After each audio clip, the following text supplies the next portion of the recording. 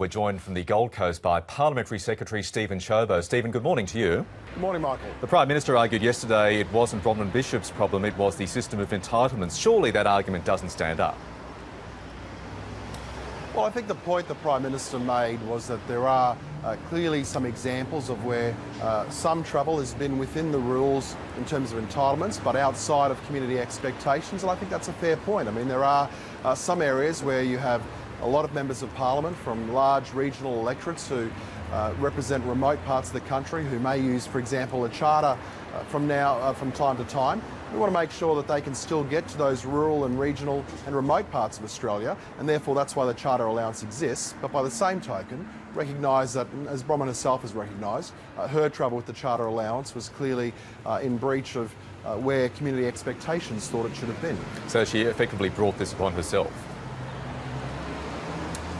Well, look, I mean, each of us as members of Parliament take a decision whenever we sign off on our travel declarations about whether or not we're complying with the rules. I mean, ultimately, it's up to me as a member of Parliament, and indeed all of us, to make sure that we satisfy really, I guess, two tests, Michael. One is, are we within the rules, strictly speaking, as they apply to members of Parliament? But also, is it consistent with community expectations? And I think that that's a fair measure for any member of Parliament.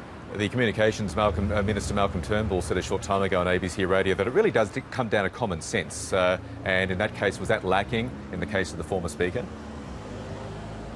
Look, I mean, Bronwyn herself has acknowledged that her decision, especially in relation to the use of the helicopter, of course, was completely out of whack with where community expectations are. I think that on any objective test, people would say that's the case. So, look, I mean, it is a case of common sense, and that's why I say there's really two tests.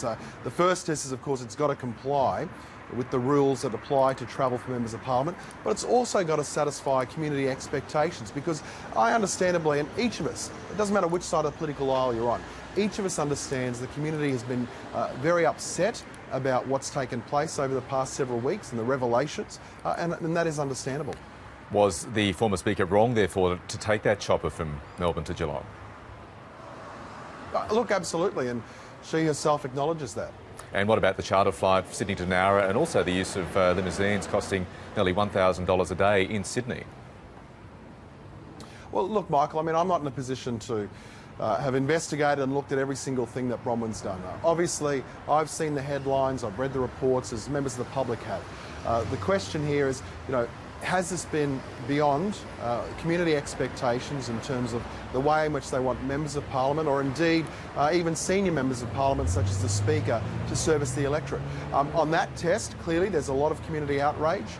I think that's understandable, and so what we want to make sure, and this is why the Prime Minister has led a pathway forward, we want to make sure that we have a review of the way in which we appropriately balance community expectations against the needs of members of Parliament to be able to travel. Obviously, in a country like Australia, a lot of remote areas, we need to also do travel that isn't necessarily commercially scheduled travel.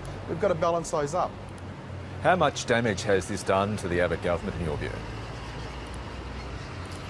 Well, look, I think it's broader than the Abbott government. I think it's a mistake to view it as being a Labor-Liberal thing. The fact is that any time you have a situation like that, I mean, whether it's Bronwyn Bishop or whether it was Bill Shorten travelling to go to a fundraiser in Sydney, as that was revealed, or even a little while ago, Tony Burke and some of the TA claims, that is the travel allowance claims that he made. I mean, the fact is it diminishes all of us as members of Parliament. But having said that, I've got to say that I do believe that the vast bulk of members of Parliament do the right thing the vast bulk of the time. Now, I'm not going to pretend that there aren't some who have fudged it, and I think appropriately those people have felt the full weight of community expectations, of exposure, and in some cases the law come down on them, and I think that's a positive thing. If it's diminished the standing of MPs, as you say, are you disappointed therefore that Bronwyn Bishop didn't do this much earlier, 3 weeks ago, when this first erupted?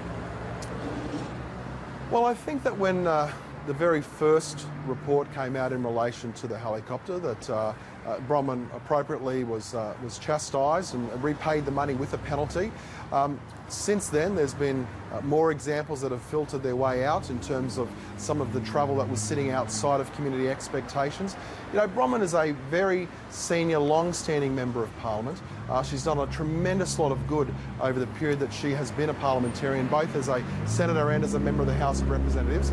On these instances, clearly, her travel was way outside of community expectations. The community have made that message loud and clear to all of us, and I think appropriately, all of us are responding to it. And the Prime Minister is leading that with the review around travel to make sure it's more transparent and more accountable. OK, Stephen Ciobo, who would you like to see as the next Speaker? Well, look, I mean, ultimately, I think all of us will be putting our heads down, having a look at that. The role of Speaker is a really important one, Michael. In many respects, of course, they've got to govern with a fair hand what can be a very rowdy question time sometimes. So I think it's important that it's someone who's strong and someone who has some experience with the Parliament, obviously. It'd be great if it was a woman, but look, time will tell, we'll see. Would Philip Ruddock fulfil those prerequisites? Not the women part, I think there's a number obviously. of people who would... I think there's a number of people who would fulfil the prerequisites. We're lucky. I mean, there are a number of very, let's call them parliamentary veterans, who understand the system, understand the need for the Speaker to rule with a fair hand, to be strong in the role, because it can get heated sometimes. At the end of the day, it is the nation's contest of ideas about our future, and the role of the Speaker is an important one. And I do think that there are a number of very qualified candidates for the role who would do an outstanding job. OK, we'll see who emerges from the pack. Stephen Ciobo on the Gold Coast, thank you very much for your time this morning. Thanks, Michael.